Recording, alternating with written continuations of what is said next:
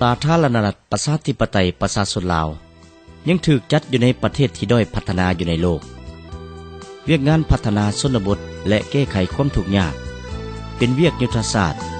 และได้ให้ความสำคัญที่สุดบ่ว่าระยะใดและยามใดบ่ได้เอาใจใส่อย่างจดจ่อต่อการวางนโยบายและนำพาจัดตั้งปฏิบัติในแต่ละระยะซึ่งแสดงออกในแต่ละมติกองประชุมใหญ่ของพรรคแม้นได้กำหนดนโยบายเกี่ยวกับการพัฒนาชนบทรอบด้านและแก้ไขความทุกข์ยากเป็นต้นแม้นมติกองประชุมใหญ่ครั้งที่7และที่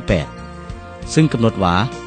พรรคประชาชนปฏิวัติลาวและรัฐบาลแห่งสาธารณรัฐประชาธิปไตยประชาชนลาว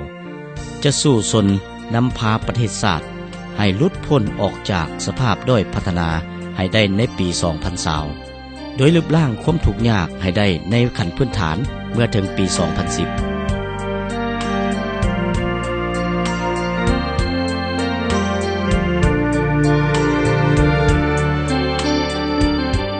เพื่อบรรลุจุดหมายสู่ส้นดังกล่าวพรรคและรัฐบาลแห่งสาธารณรัฐประชาธิปไตยประชาชนลาวได้ทุ่มเทเหือแห่งสติปัญญาและทุนหร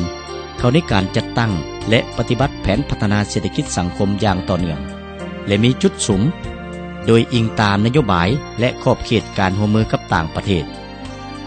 ได้กำหนดแผนยุทธศาสตร์เพื่อการเติบโตทางด้านเศรษฐกิจและลดล้างความทุกข์ยากแห่งชาติได้สร้างตั้งกองทุนลดผ่อนความทุกข์ยากขึ้นเพื่อเป็นหนึ่งในบรรดาเครื่องมือและกลไกในการจัดตั้งพันขยายแผนยุทธศาสตร์ให้ได้รับมากผลอย่างสม่ำเสมอ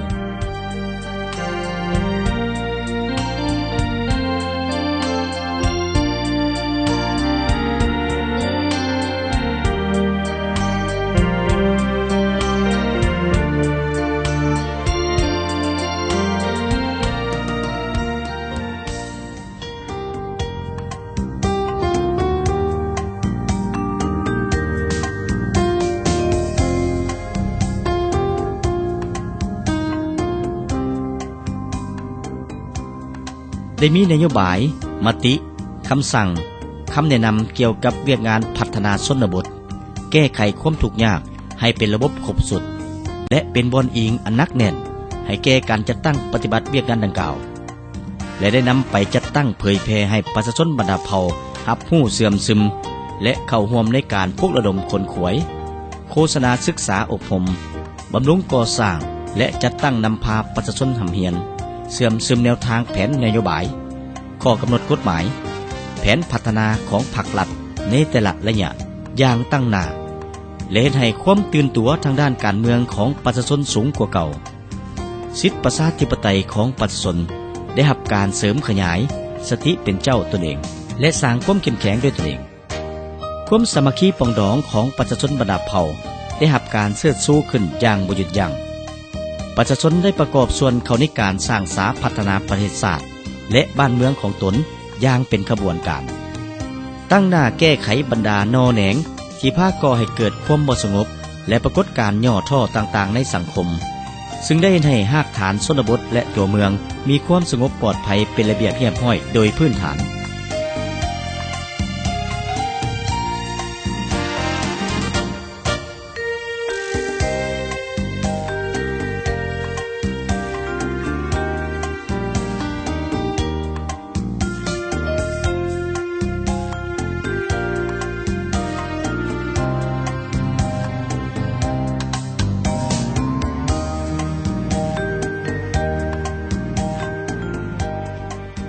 การพัฒนาชนบทและแก้ไขความทุกข์ยากนั้น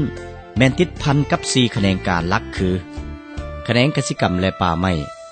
จะต้องได้จัดสรรที่ดินรับใช้การผลิตอยู่ชนบทเพื่อให้ประชาชนมีบ่อนทำมาหากินเลี้ยงชีพให้ทั่วถึงและแบ่งเขตการผลิตตามเงื่อนไขตัวจริงของประเภทดินต่างๆให้เหมาะสมเพื่อสร้างแผนการและโครงการปลูกพืชและเลี้ยงสัตว์ต่างๆเพื่อให้แต่ละท้องถิ่นกำหนดสินค้าที่สอดคล้องกับสภาพดินฟ้าอากาศของท้องถิ่นนั้นให้ได้อย่างขาดตัวมอบดินมอบป่าให้ประชาชนคุ้มครองและนำใช้ให้มีประสิทธิผลโดยสุกยู่ให้ประชาชนทำการผลิตอันใดอันหนึ่งใส่ในเนื้อที่ดินที่ได้มอบให้ตามความสามารถของแต่ละครอบครัวบ่อนุญาตให้ปะเนื้อที่ดินทำการผลิตเป่าวาง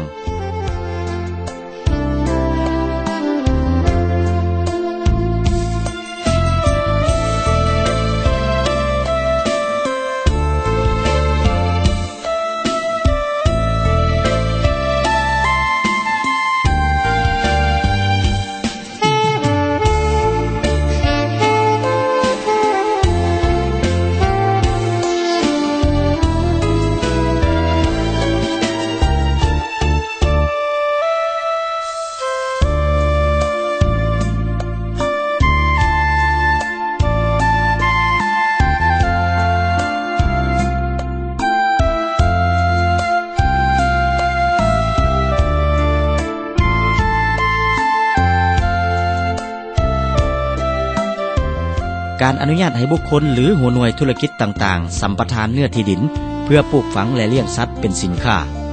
ต้องคำนึงถึงความเหมาะสมและให้ประชาชนได้มีผลประโยชน์ร่วมนำ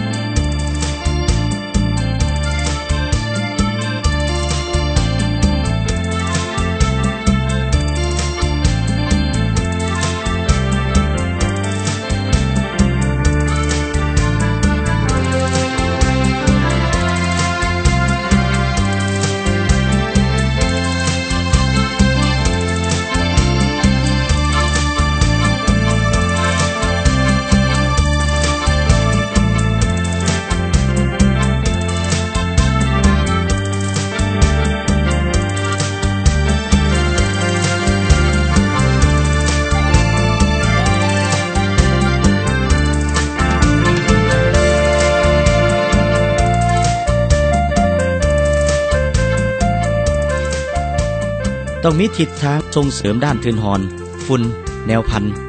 ยาปราบศัตรูพืชการฝึกอบรมวิธีการปลูก